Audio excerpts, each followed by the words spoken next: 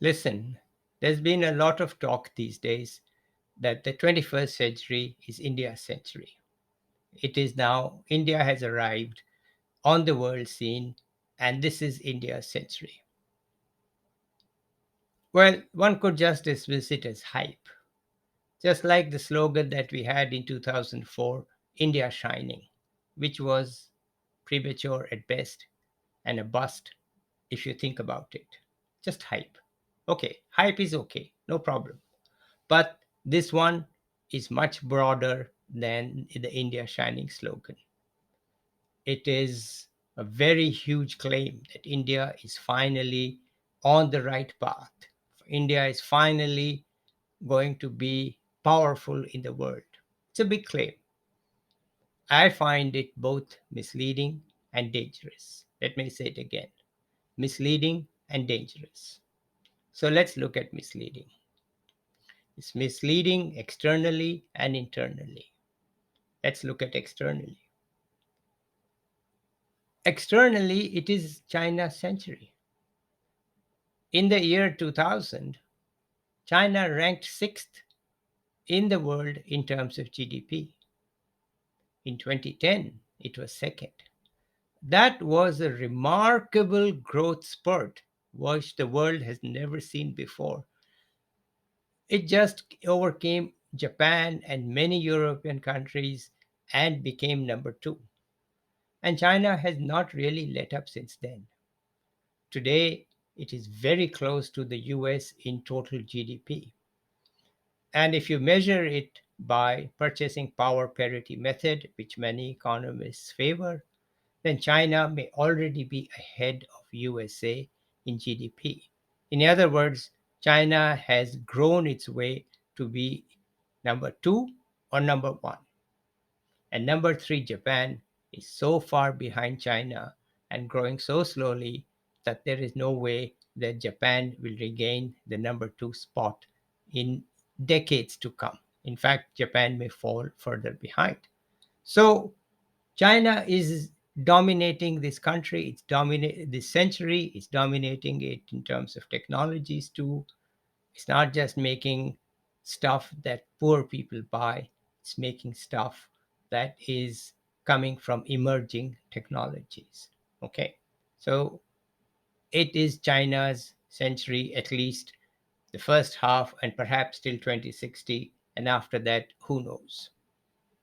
And internally, it's misleading. Suppose you meet an 18-year-old woman who's poor. What do you tell her? This is India's century.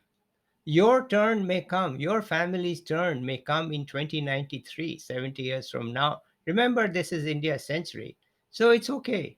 You'll do well in this century, but maybe towards the end of this century. Till then, you will remain poor. It's okay because this is India's century. Why should we worry about the next 10, 15, 20, 30 years, 50 years? Because we can do it towards the end of the century too. It's India's century. Now, this is this is not exactly how you would talk to that person, but this is a dangerous implication of saying that this is India's century. It's misleading and dangerous. Okay, now let's look at the dangerous part more clearly. The dangerous part is that it leads to a false sense of complacency. We think we are speeding merrily along the development path and soon we'll overcome every and all obstacles and we will dominate the world in economic terms. And what else can it be? We can dominate it in many other ways. That's just dangerous thinking. Look at the reality today. Millions of young people don't have good jobs, and millions more who are coming of age, working age, won't have good jobs either. Good job means at least some basic housing, enough food to eat, enough clothing, and some money for entertainment, which is not really available to a huge number of people, even though they work very hard. Just go and look at the people in Dhobi Ghat in Mumbai. Look at what they're doing. Look at how they're living. They are barely surviving, and yet they are supporting their families back home in the village. Worse, our schools are doing a terrible job at educating people. Of course, our top schools are very good.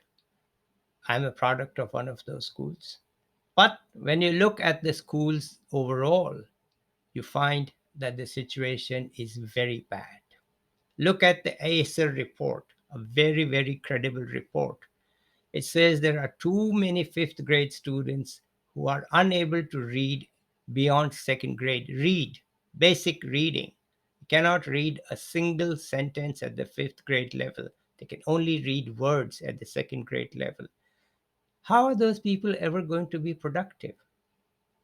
And even worse, so many of our children are physically stunted. I think the number is like 20 to 30%. Maybe they get some food to eat, but it's not enough nutrition.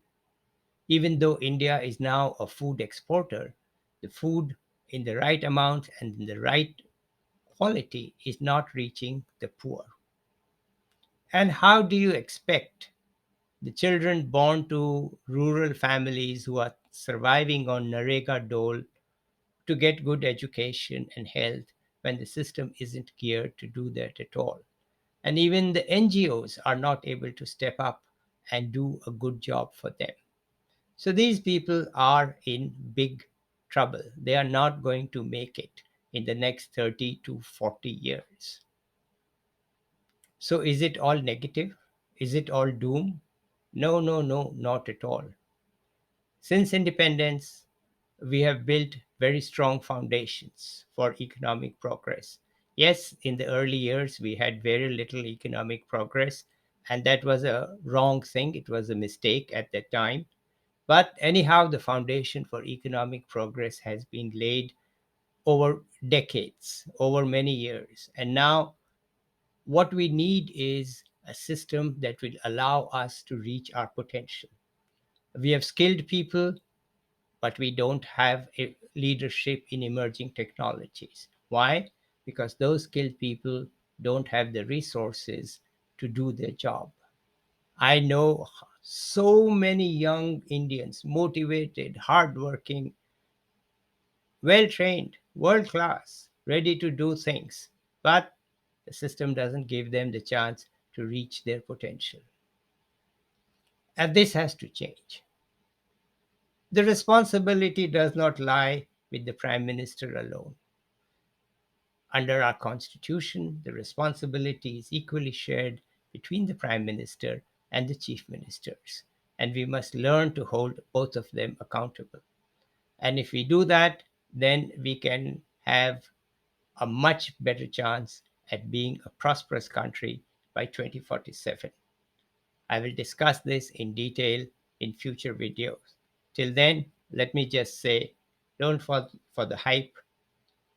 Let's get realistic, let's work hard, and let's focus on economic progress, not on our glorious past or divisive social issues. The focus should be our economic future.